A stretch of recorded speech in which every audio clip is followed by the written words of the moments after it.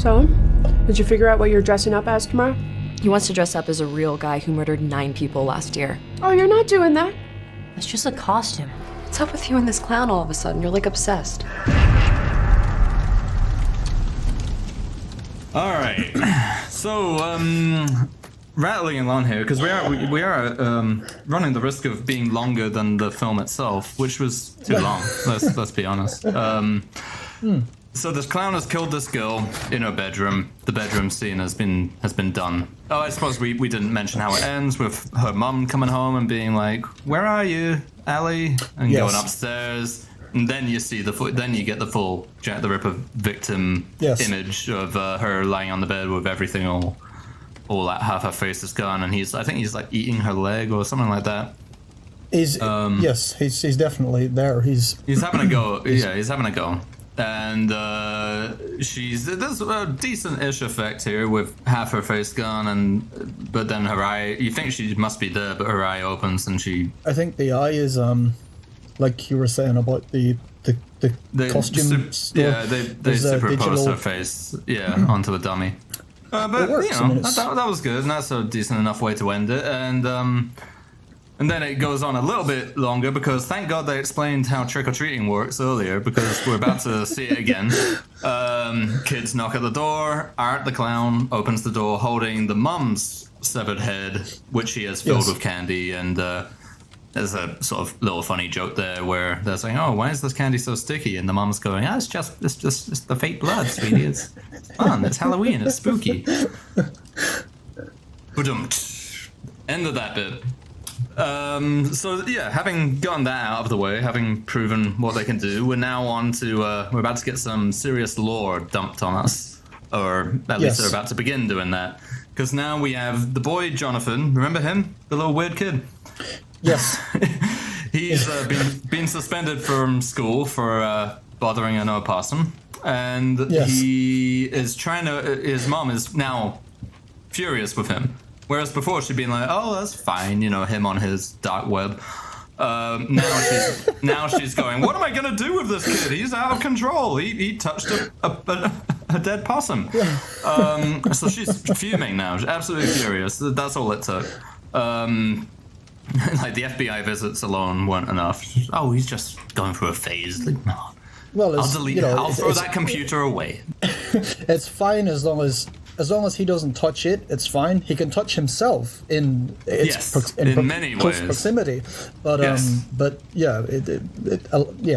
too far. But he can touch himself while we're doing family movie night. I think. I think next week it's the Vogel series his friends have made. Anyway, so he's now we got that obligatory horror movie family scene where the kid's going, "No, trust me, it wasn't me. It was a clown." As if there's no more effective way to try and clear your name. Saying it wasn't me who did it. It was the clown, the ghost of a dead clown. But anyway. Yeah, I mean, his moral compass is, we've already, we've come to see that his moral compass is not quite as it might be. So you think he could have lied to make it a wee bit more, maybe that's too... At least soften the blow of it being an actual clown and a ghost girl. Yeah. You don't need to mention that straight away. No. But anyway, he's in trouble now. He's been grounded. He can't go out for Halloween. He runs up to his room. I think then he grabs his dad's sketchbook and his mum's like, "Oh, fucking not this again." Yes. Saw enough of this when he was alive. And I think he's like, "No, look, seriously, look, he's drawn a clown. He's drawn some tits. He's drawn my sister." Where you can nearly see her tits. And the mum's like, "I don't want to fucking hear it. I'm swigging wine now. I'm done." Rips it up, and he's like, "No!" And he sort of runs up crying. I think he actually runs away. He runs out of the house, doesn't he? Yes. Yeah. Yeah, because you get that, if I remember correctly, you get the shot of him running out, and then it kind of turns to you see up the street, and you get that sort of Halloween-y kind of... That's right. Which it does really well. That kind of you can. It's got the feel. Fairly well shot. I think it looks nice. Yeah, some nice bits. In it. Even even the All Hallows Eve stuff, the wraparound stuff, is well shot. Competent at the very least. Yeah, which tells you that Terrifier looks like it does, because that's how it's supposed to look. And even in that earlier film, the Terrifier short is not only is it clearly a million miles better than anything else in it, it also looks completely different. Right. So, so clearly, but yeah, the second of the features does have a really, it's quite lush. It's quite it's colourful. Yeah. It looks nice. And anyway, so this boy's running away. He's all in a mood. But now the older teenage daughter is on his side, and she's sort of defending him to the mom. And the mom's like, "No, I'm not fucking having that. He's a wee little bitch." And then that sort of gets dropped pretty quickly. I think it's at this point that they mention that the dad died because there was something wrong with his brain. I don't know if it's specified that it was like a brain tumor or something, or dementia maybe, but so the mom's going, of course he drew all that shit. He was going insane. He was out of his mind. Yes. Anyway, that kind of gets forgotten because then the girl's like, all right, I'm off to this Halloween party then. And the mom's like, all right. Maybe the suggestion is that that it was the thought of this stuff that was the illness that as this stuff came to him, it was too much. It did him in. Yeah. Yeah. Something like that. Magical brain tumor or magical brain disease. It's almost a trope at this point. Where someone with something wrong with their brain is able to see things and that other people can't see. So it's implied that he can somehow see the future. And always in this future, his daughter's wearing that costume. Yes. I don't know why she needs to be wearing that costume, but she is. Maybe he added that. Is. Yeah. He's like, well, you'll be the one to defeat this evil. Might also suggest that you do it while looking like this. He was on Reddit all night reading about chaos magic and all this stuff, and he slipped onto the cosplay subreddit while he was at it. Yeah, combine those two ideas. Make your destiny, man. It's like, he's got his 8-point stars, and he's got it's sort of this, this sort of Paradise Lost by way of She-Ra setup. It's a shame he didn't give more thought to his son. His son is Jonathan the Wicked is neglected in this whole prediction of this kind of revelations thing that he's got going on. Yes, and but it would have been nice if he'd done the son in like Sean Connery in Xandor. Is it Xandor? Is that it? Yeah. That would have been good. With the red pants. Yeah, the big red pants. Yeah. I don't think I've ever said that film's title out loud. Is it Xandor or something like that? Xandars, maybe. Xandars? Yeah. Anyway. Yeah, well, it's the one with... Yeah. The one with Sean Connery in big red pants. Yeah. Yes. Yeah.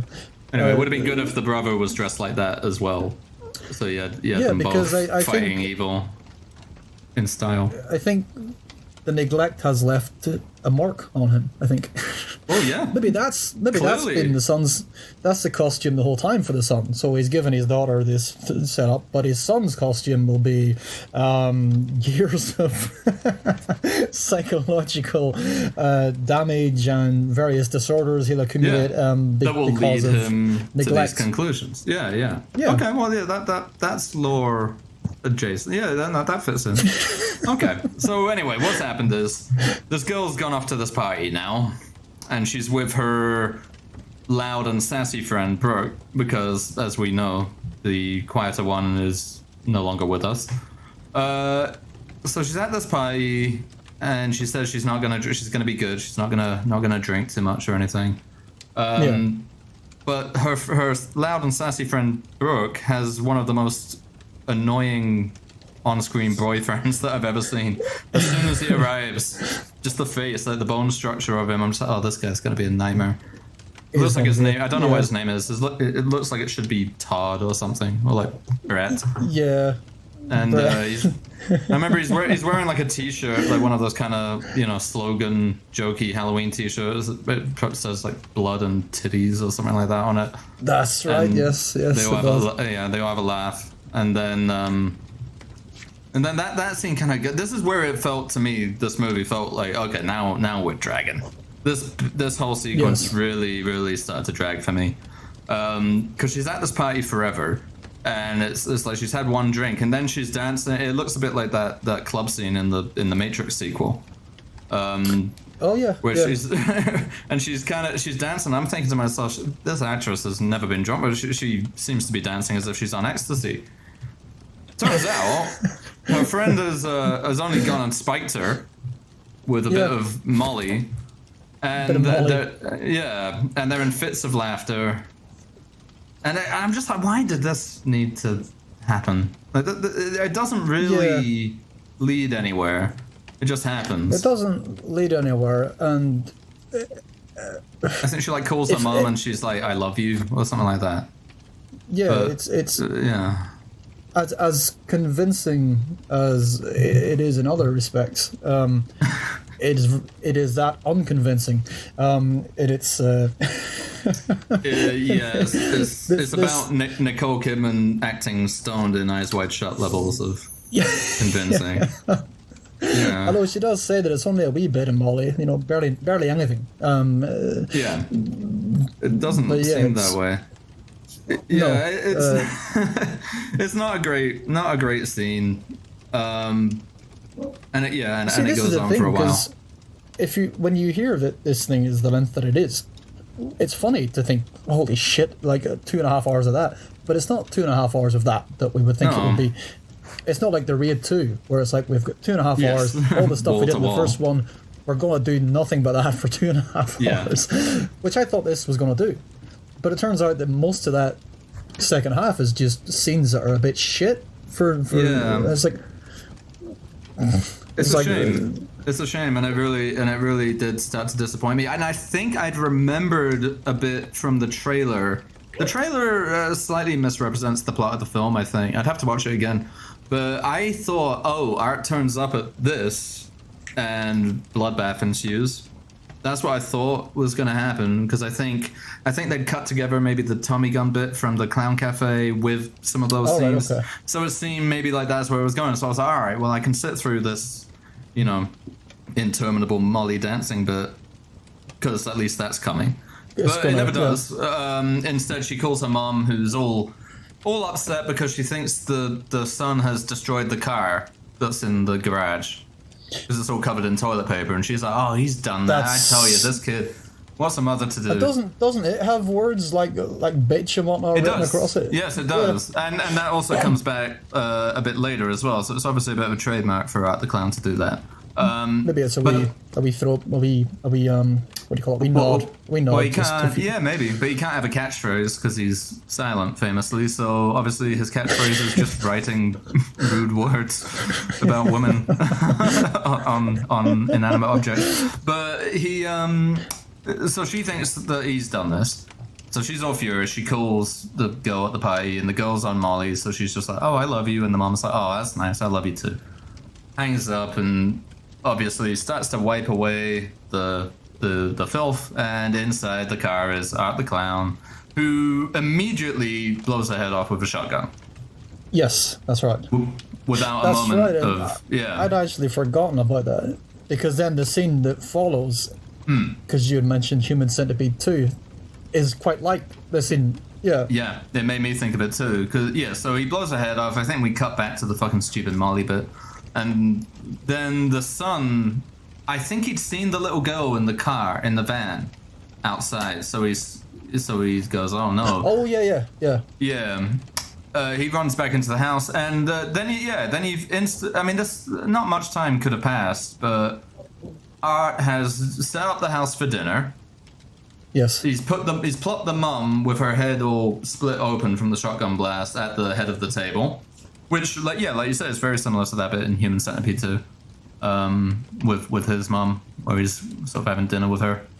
I think Human Centipede 2 is funnier. I thought I laughed at this as well to an extent. I thought this But bit was quite good because I mean maybe it's just my brain, but I'm thinking to myself like they weren't having dinner. None of the kids were home.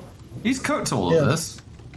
He's got their like pork chops laid out. There's mashed potato, which he brings in. He's dressed up in like a little penny and an apron, and brings the mashed potato out in a nice dish, and then shoves it right in the mum's face hole. Oh, that's right. I've forgotten. Which is that. quite nasty. But you know that's good. I think the mum deserved a better send off, but as far as they go, that's not bad. She didn't get to say what's a mother to do the one final time before getting her face blown off. I wish she had. What's a mother to do? Also, if I remember right, the car is quite. I mean, it's not just a bit of toilet roll thrown around and a few bad words. It's properly had it going over. Like you need a garage for like 3 hours to. Yeah. So really, the idea that her son did do that without her noticing. Without hearing anything. Well, the fact that I could do it without her hearing anything is a bit unusual. But you know, he also managed to make mashed potatoes that they take a while to do. So I don't think time is I don't think time is necessarily linear here exactly. Yeah, I don't think it works the normal way. No.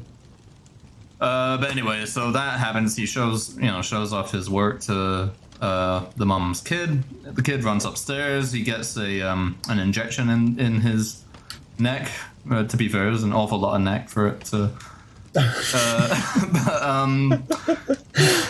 Sorry, I shouldn't do that. It's not nice. This poor little kid. He's awesome. He interviews the corpse grinder. Anyway, so he's drugged this kid, knocked him out, and you wonder, oh well, why didn't he just kill him? But I think there's a reason for that. But then he sees this sword, this magic sword, and so goes, oh, I'll have that. I don't know if he recognized that it was important, or if he just thought, oh, that's a nice weapon to have lying around. I'll take that. It's because this is the weapon that it's implied can defeat him. Because he's otherwise immortal.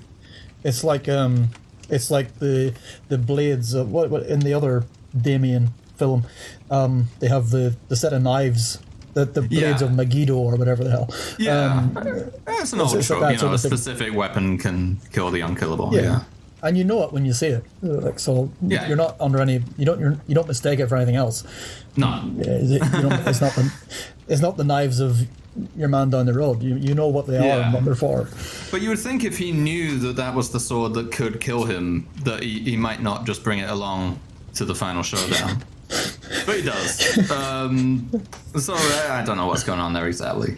So then, post Molly sequence, thank God, I think she's gotten a phone call from the girl at the party has gotten a phone call from her brother. But you're thinking to yourself, oh, hang on.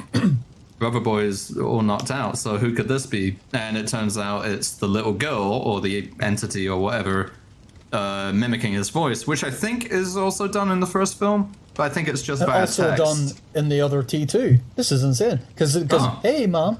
That's right, yeah. And she's got the T1000 can do it, that's right. Yeah. So, I mean, that's a bit too much...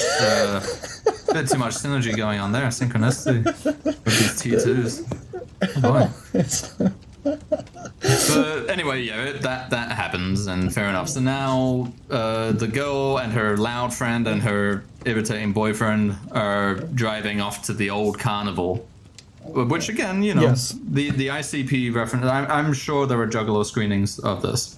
Juggalo only. I would imagine so. Yeah, there's too much. Too much synergy with their own lore going on. So they go to the old carnival, and she's now getting texts from her brother's phone saying that he's in the Terrifier, which is an old haunted house in this defunct carnival. And that made me think. I hadn't really considered why it was called Terrifier up until then, because in the first film and presumably in All Hallows Eve, it wasn't. I assume Terrifier just referred to Art the Clown. And the thing is, there not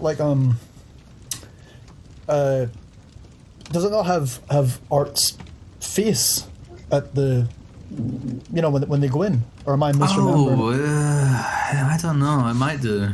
It was another of those times when I thought like it's kind of doing that thing where this is like you're going into this carnival or this fun fair thing to see. I mean, that sort of like it was doing earlier. That kind of. Oh, I see. I don't know if Not in a heavy-handed way, if that just is in a the sort of- case. I don't think it landed. Just in a I'm not sort sure. of, I took it as a sort of playful kind of, Maybe. rather than a sort of commentary. Maybe. I don't know. I think well, it's supposed to be that carnival's supposed to be where he killed his first victim, this little girl, right? That's right. Yeah. So it has significance for that reason. I don't know, but you know, she leaves her friends, well, her sassy friend and her annoying boyfriend in the car. She goes off to the Terrifier. Well, let's get those friends out of the way first, because they're next on the chopping block. So her loud, annoying friend and her even more annoying boyfriend are in this car, and they start talking about drugs. Yes.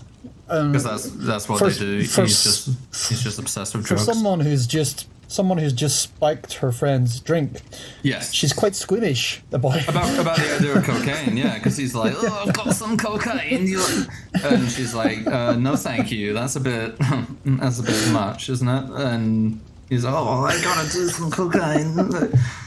He's incredibly annoying. I was very glad, like, you know, you're not supposed to be necessarily glad when people die in the ways they do, but I was pretty happy with him being dispatched. Yeah. He annoyed me. Yes. I mean, so did she. But Yeah. yeah. But he's- you don't really. Yeah, I think so. So he's trying to do this cocaine, and he manages to. This bit goes on for a while. This exchange between them, and he runs around the other side of the car, and he's like waving the cocaine in her face. Oh no, she's waving it in his Well, face. she and has then it, and she's pretending that she's gonna. gonna throw away, and he's Pull it like, in the "Oh ashtray." no, not my cocaine." Not me bloody cokers, not me cokers, love. I mean, he's American. I'm not sure why that's the voice I'm thinking of. Oh, it's my cocaine. But yeah, he's all, and that goes on for a little while, and it's almost like they're trying to fit in, you know, the horror movie, the slasher movie, especially trope of like a sexual couple getting killed whilst they're in the process of doing it or about to do Yes. it. Or the old. Well, in this Yeah, I case, suppose it's, that's yeah. I think that's what they were boyfriend's trying. head He on was the like roof. trying to fit that in, but it's usually what you'd see at the beginning of a movie, where you can spend a bit of time with those characters to build suspense. But here it's like, okay, well, no one likes these characters. Let's just get on with it, shall we? I don't need to see them out squabbling over it's cocaine. Don't really need to see that for that long. You can't take me cokers. It's Oh from you. no, he's gonna steal my drugs and I need them. Something to that effect. I'm not remembering the dialogue exactly, but it is something a bit like that. But anyway, then he's like, "Oh, I'm gonna take a piss," because he likes drugs and pissing out of his cock, like those kids do, you know, that these wild children. Yeah, it's saw it on TikTok. This is what they're all oh about. yeah, This you is do some cocaine, then you take a wicked splash. Yeah. But anyway, It's like, yeah. that's terrible behavior. Anyway, I'm glad art deals with it swiftly. Yeah. And this is, you know, this is something where it's probably the closest it veers into actual sexual violence. And I don't know. Yeah, this guy gets his dick out to take a slash, and you get some quite like long shots of like very close up shots of him holding his pecker and pissing out Yes. of it. Which, then- you know, you just don't see that often in movies, but I appreciated that. No, I still remember when Jam first was first broadcast, and the scene. Kilroy going mad. Yes, and Yeah. I remember that shot of him. Oh, that was like so a combination of that and the no credits and the fact there was no advert break, but Yeah. especially the P business. I was like, wow, this is like again, this is oh Jesus, this is. It feels wrong. It feels wrong, yeah. Yeah. Yeah, but, So, yes, it's not something but new. anyway, yeah. Luckily, we're not disturbed by the shot of him pissing for too long because Art comes along and stabs his cock off. He puts the pissing out of him. Yeah. Yeah, I'm disappointed they didn't go full Mariandora there and show the pee still coming out of the severed penis hole. But missed the trick there. But yeah, as Mr. Leone said, he was worried about taste in this scene.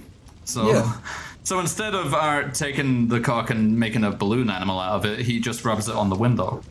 He smears it about, yeah. Yeah, he just rubs it on the window in front of the girl. Because presumably he still had pee left to pee. Yeah. So there's all sorts of places it could have come out of instead.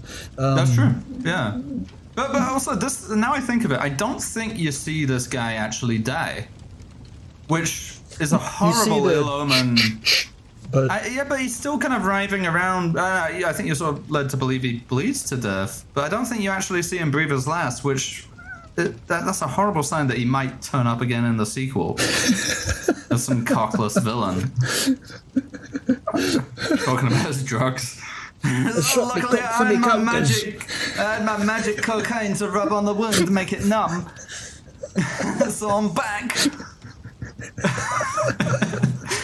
Yeah, I hope that doesn't happen. But I'm on to this new shit now, though. It's all numbers and X's and not like the old drugs that had words on them. I'm onto the research chemicals. Yeah, no, let's hope that doesn't happen. But anyway, then this loud annoying girl runs, and she runs into the carnival, and she gets killed. Anyway, but this haunted house, the Terrifier, yes, which her brother is presumably in, and she's running around it. That's supposed to be a defunct carnival which had a murder in it many years ago. It's still working. Like, someone's paying the electricity bills. I know. It's fucking horror film logic, but it's working. And not only that, they got some decent animatronics in there. Yeah, it's got the things that come out and the hiss and. Yeah, and they're quite large too, and those cost a bit of money. They're not cheap. After. You would think someone would have sold them off. Made some money out of that. I mean, clearly it cost them enough to use them in the film because you get enough shots of them. They made the most out of this shot of this dog, this kind of like zombie dog thing coming out. You see it about 5 times.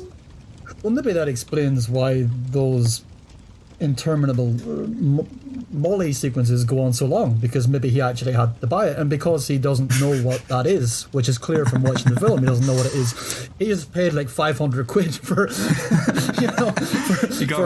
bindle like this, like the size of a small coin. And he's like, what is this, like $500 for this? And yes, that's how much it is. I'm actually giving it cheap, to be honest. So he's well, he also had to make the most out of that cocaine he bought as well as a prop in that one scene. Yeah, he's like, well, this cost me $5,000. So let's. And people are like, man, are you sure this isn't just salt? And he's like, we can use that. We can do that. So that's where that probably came from as well. Is just getting the money's worth out of what you've bought, what you've been ripped off for. 250 grand for the animatronics in there. But anyway, so I don't know. This girl runs in. She gets killed. I think she bumps into her friend and she gets killed. I think doesn't he then start writing stuff in this bathroom with her guts? He writes his name, doesn't he? Yeah, which I think is what he did in the first one with his shite. Yeah, in that bathroom. Yeah, he does it in All Hallows Eve as well. He writes art. Okay, it likes writing things. Well, see, this is the thing because in the first thing, All Hallows Eve, it happens whenever it's a quite gruesome shot of the aftermath of what he's been up to, and it's art is written on the wall, and it was in my head that because I was listening to Damien Leone, and he was talking about he was really into art and into drawing, but he was really into horror films and monster movies and things like this. And is that why he called his clown art? Well, this is the thing. He likes art. Well, that's because he said he saw. So I think it actually was the same Friday the 13th that I watched recently that he said he was watching as a youngster, and at the start of it there was a sort of behind the scenes of one from earlier, 4 I think, and it was Tom Savini I think, and he was showing the models and whatnot. And Yeah. Damien Leone says, I'm pretty sure this is exactly what he says. He said, and I saw that and I thought, this is art. It's not 2-dimensional art. It's 3-dimensional. It's models, but it's art. But it's not that big a push to think that that's in these, elaborate tableau that he's set up with bits of people everywhere, and he's written art on the wall beside it. Whether it was conscious or not, I don't know. But it's Maybe it's an interesting. Maybe he didn't do it on purpose, but is it might interesting? be something that's in there. Maybe. Yeah, I'm not sure if it's actually interesting. If anything, it's kind of annoying now I think of it. The idea that this clown has to name art because it's art. Yeah. And what he does. No, I'm not having that. That's unacceptable.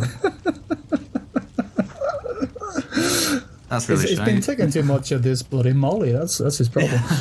He's all hopped up on fucking fake Molly. All right. Well, all right. Let's finish this fucking movie off because I'm starting to feel like just playing through it in my head. I'm starting to feel just about what I was feeling when I was watching it myself. Like around this sequence, I was like, okay, let's wrap it up now. Yeah. So let's go on. All right, friend dies. Now it's just we're kind of getting a condensed version of what the first film was, which is like in one abandoned derelict location, kind of cat and mouse thing with this clown, and then sort of beating fuck out of each other. But there was something that we both noticed where there's a long sequence where he's whipping her with a cat and nine tails type thing. Yes. And it's going all slow motion, and she's all on the ground.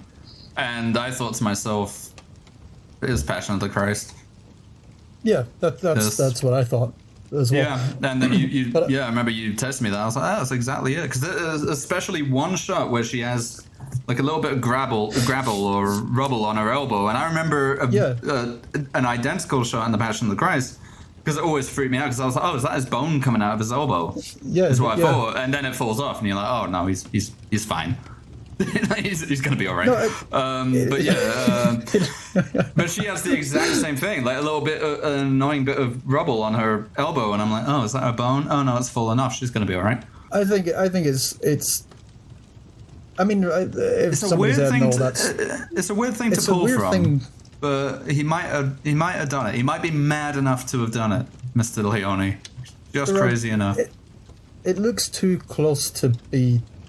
There's even a shot where she does that thing that Monica Bellucci, I think it is, does in the film, where she reaches her hand out from. It's almost identical, and it's not that hard to think that he would think this funny to do this, given what's happening in the scene.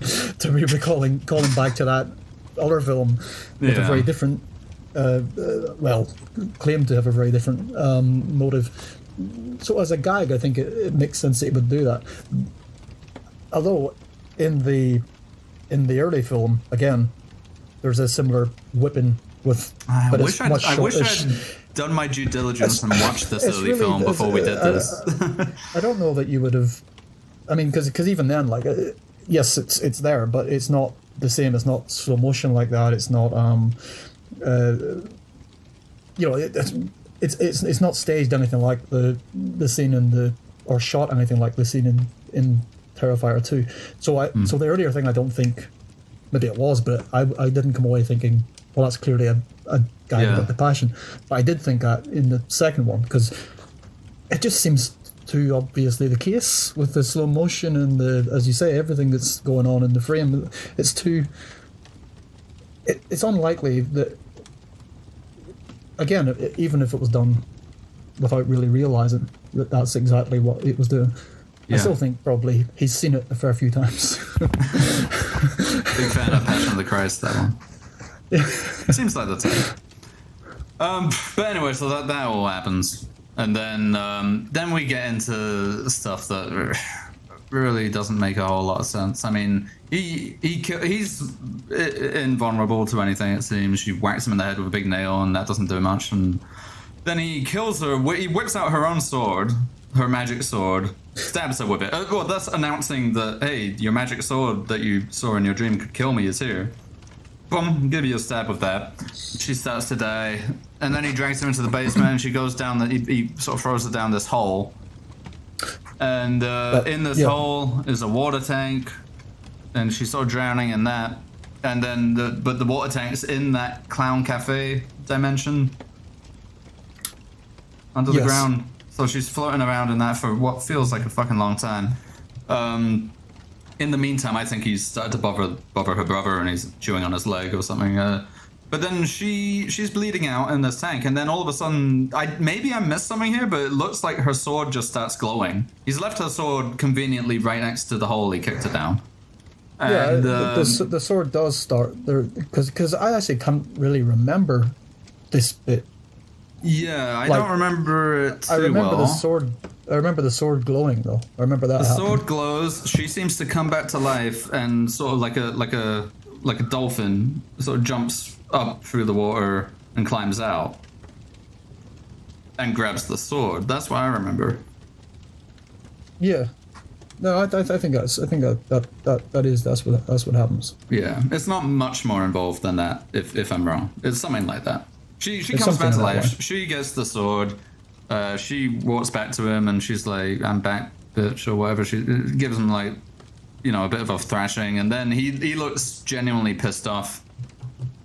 That he realizes he's been defeated, and there's like a good moment in his face where you don't really see him looking angry and annoyed very often. Like he's always kind of leering and kind of giggling along, even if he's getting his head bashed in. Yeah, that's true. But at this point, he has quite a good look on his face, like quite an angry stare. But then he sort of snaps out of it and sort of offers his neck up with a smile, and she lops his head off, and that's the end of Art the Clown. Or is that's it? Right. Yeah. Or is it? Because then she's fucking. Then she's, taking care of her brother. She's like, "You're all right? Yeah, right. You had enough of this fucking disturbing shit. You're gonna become a normal kid again." And he's like chewing bits of his own leg. He's like, "Yeah, I'm he's done like, with this no, now." I'm getting well into it now. Had a taste. I'm also into cocaine as well. I found some by a dismembered penis outside. So they're, kind of recuperating. And then the little girl, oh yeah, I forgot about her. She wanders in, picks up the head, looks at it and kind of smiles and walks off. They do nothing to stop her. They're just like, "Oh no, that'll be fine. No, nothing go wrong there. Let her keep it. Why not?"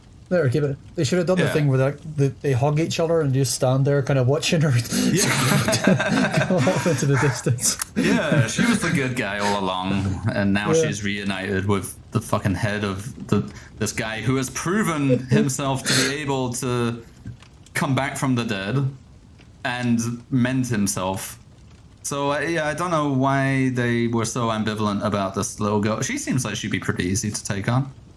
You've already got the magic sword, which apparently can kill this evil entity. I don't know, what's she gonna do? Shit, she'll just shit near you. That's all. Yeah, you just get your sword all kind of watery shit. Nobody wants that. Yeah, maybe that's it. There was that. She's a bit gross. She smells a bit smelly. It's one of the good swords. Like it's don't be taking that sword to her. Take one of those other swords. Like that's a Christmas sword. Leave that in. Leave that in case your aunt comes around. Oh boy, but that's pretty much where the movie ends. The main bulk of the movie ends anyway. So the little girl walks off, and they're like, "All right, good, job done." And then the credits happen, and you're like, "Oh, well, surely there's a post-credit sequence because there always is now." There always is, yeah. And there is indeed. You saw the post-credit sequence, right? I did. Yeah. Yeah. So what happens there is that the girl from the first film who survives, the survivor from the first film who's had her face all chewed off, she's now in an institution because she went mad and attacked the interviewer. Doesn't matter. Right, she's in an institution now, and she's sort of vomiting, and then she's writing stuff on the wall, like she's writing "cunt bitch" on the wall. That's right. Yep. And then I don't know. It seems I might have been like checking my watch or like gathering my belongings at this point, but I think she suddenly her belly sort of grows and like blood starts coming out. Yeah, she starts getting pregnant very quickly. No sooner has she started doing that really than she's already thinking she's had enough of it. She's up to the elbows before much longer. That's right. Yeah, no waiting around. Premature birth. The nurse comes in and she's just holding Art's smiling head, the clown's right. smiling head, and she's chewing it, or like she's eating some of it, and her eyes are glowing.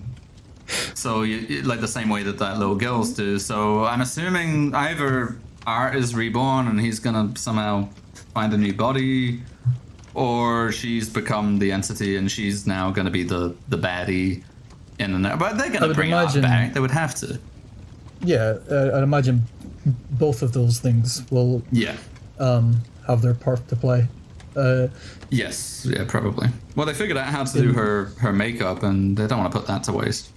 She didn't Well, that's the other thing. Yeah. I swear that this is the last time I will mention it, but in the original short, she's there. There's a bit where they open a car door, and she kind of looks up, and it's her, and it's really good. Then, like the makeup. So clearly, that was something he thought. Okay. Nailed that. We'll keep that around. Yeah, we'll keep that around. Okay, and then that's the end. That's the end of the movie. We've done it. We've survived Terrifier 2. So look, what did you? Sorry, go ahead. No, go for it. Go. Sorry. Sometimes we're doing this over Zoom, and sometimes I can't. Like if I'm speaking, then I can only hear a faint muffle if someone else starts speaking, so I have to stop. Like that's why you get some awkward pauses. Not doing it on purpose. But anyway, what did you see? It just happened again. You said something, and I don't know what it was. Well, it may be that that my thing is dying. My microphone thing. Oh well, we better wrap this up anyway. I mean, we're just about. I don't know if you've got all that much more to say. I think we covered a lot of it. We covered a fair bit. Yeah, we got some of the post discussion into the middle of it, which I think is just as well. What better place for it? But what did you think of the film overall? Like, as a film, like you went to see it. Did you enjoy it or did you not? I did. Okay. I get that there's lots of stuff about it that I'm not entirely sure how I feel about it. But I felt stuff that I did. So increasingly that's not something that that I take for granted. But because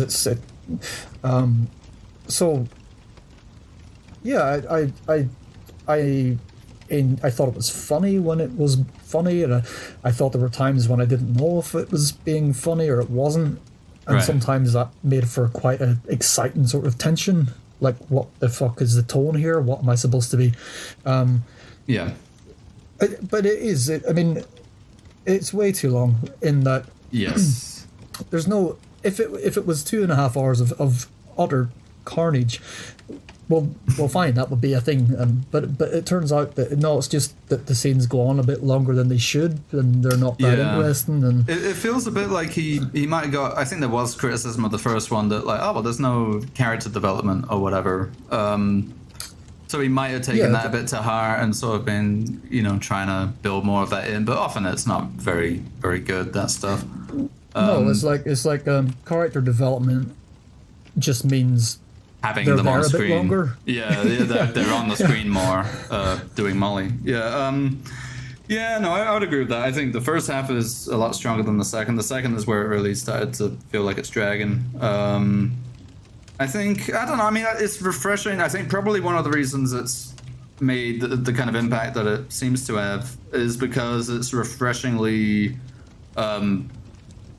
kind of shameless in a good way. It's not really ashamed to be what it is, and it doesn't. A lot of, especially since the whole elevated horror trend, even not unelevated horrors, ground level horrors have been trying to sort of add in something at the end with, well, it's actually a commentary on this or something like that. Yeah. There's none of that in this film, which I think is quite nice sometimes, and it's not finger wagging either. Like, because it could easily have gone that way as well. Like, oh well, this is horrible, but you're enjoying it, aren't you?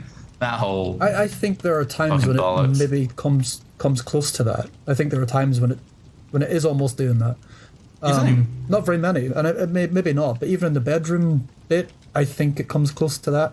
It reminded me of Funny Games and the guy turning to the camera before he rewinds the thing. Rewinds it. Yeah, But does that? it felt, I didn't get that. he doesn't. He doesn't rewind it. No, he doesn't rewind anything. That would have been great if he had, so you had to watch it again. That would have been There's a a real way that he fuck addresses you. Yeah. There's something in how he, I don't know. There's a way that he's presented to the audience that made me think of that kind of turn to the audience in Funny Games. Oh, okay. I don't know. I didn't pick that up from it. It certainly didn't feel like it was admonishing the audience. It felt like it might be challenging us a bit. No, like, I don't fucking think check it- this yeah. out. But yeah, I didn't get the feeling that it was like, you shouldn't really be liking this, should you? Yeah, I thought it might be going that way with the son like wanting to dress up like him for Halloween early on, Yes. and I thought it was going to get into a thing. Again, I think the trailer made it look a bit like this, that like Art had become a sort of celebrity since the massacre had become like a kind of local celebrity, and people were like kind of glorifying him and dressing up like him and stuff. Which that would have opened the doors to be more kind of finger waggy and like, oh, look at what are we like? We're terrible, aren't we, for glorifying this kind of thing?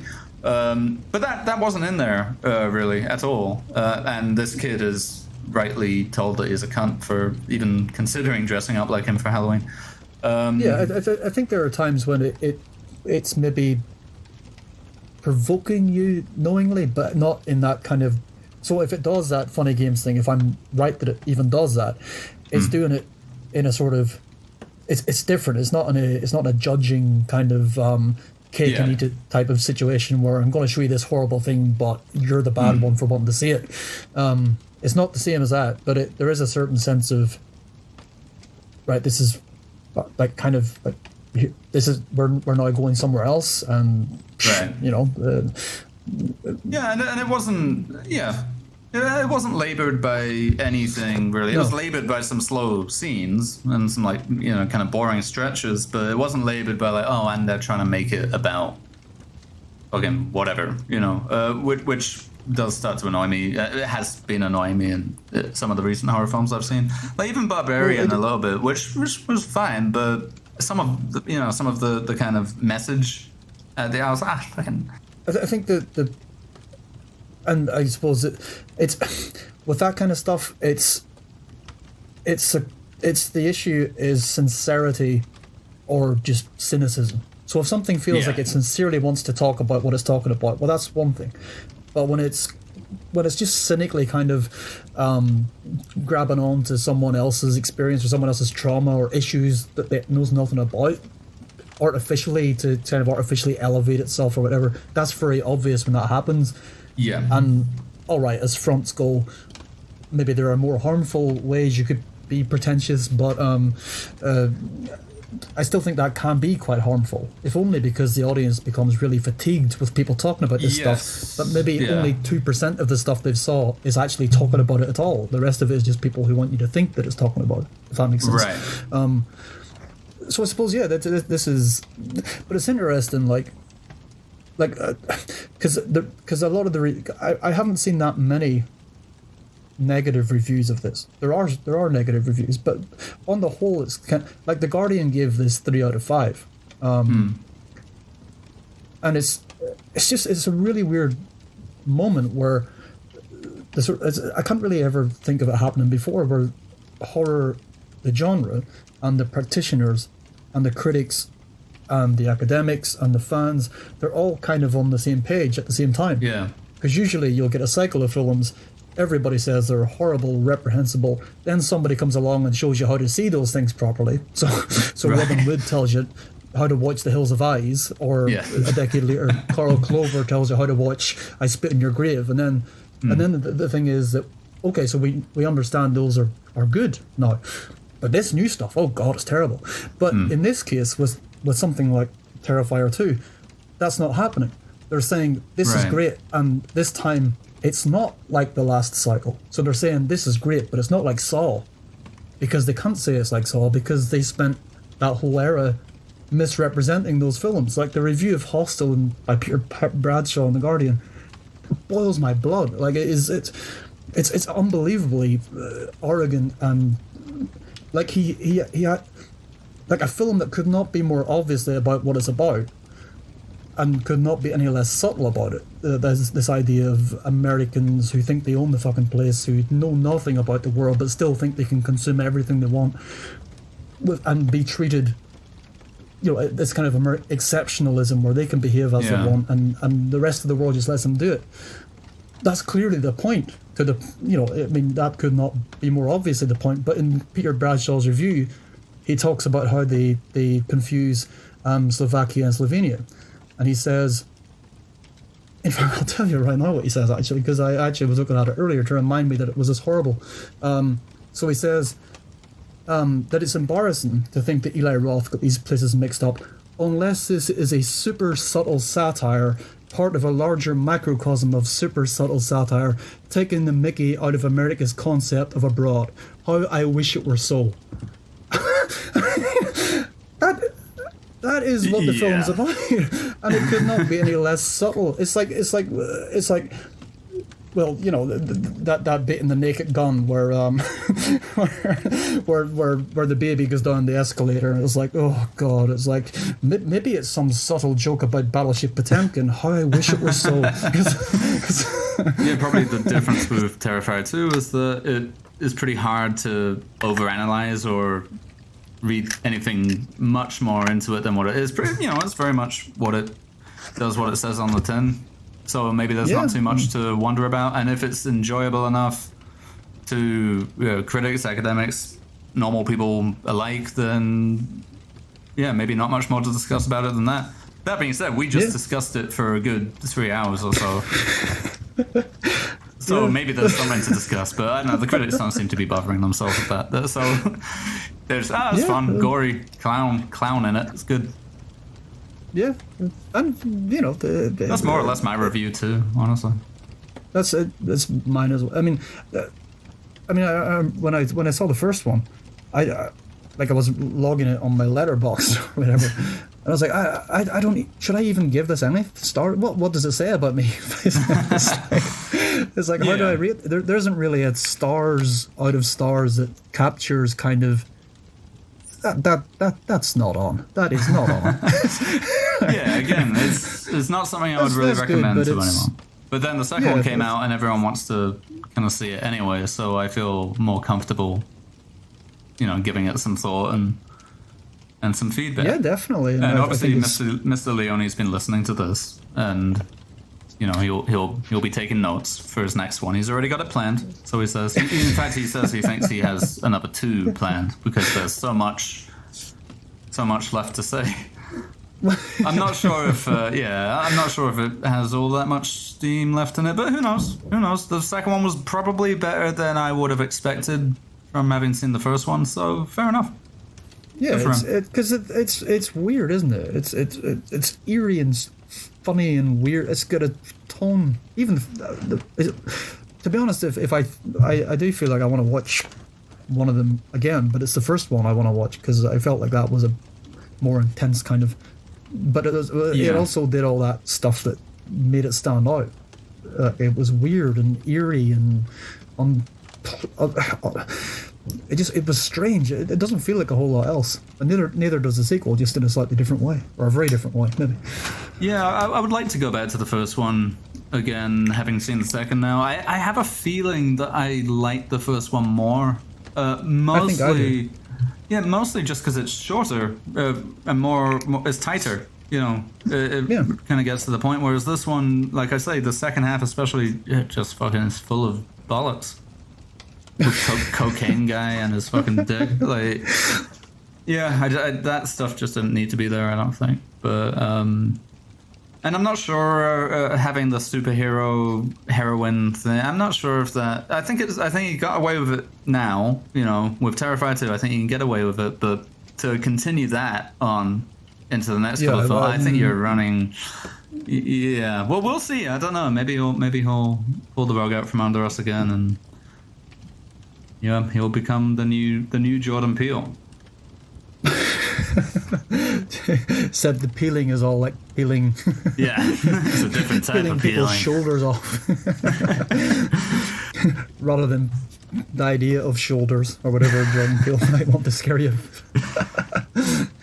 It's the concept of shoulders that's really the issue here. All right. Yeah, we should probably end it there, I think. Final thoughts? Clown, good. Good, yeah. Gore. Good, just, go carefully there where you're going. Just mind yourself. Mind your This ain't your grandmother's clown horror film. Yeah.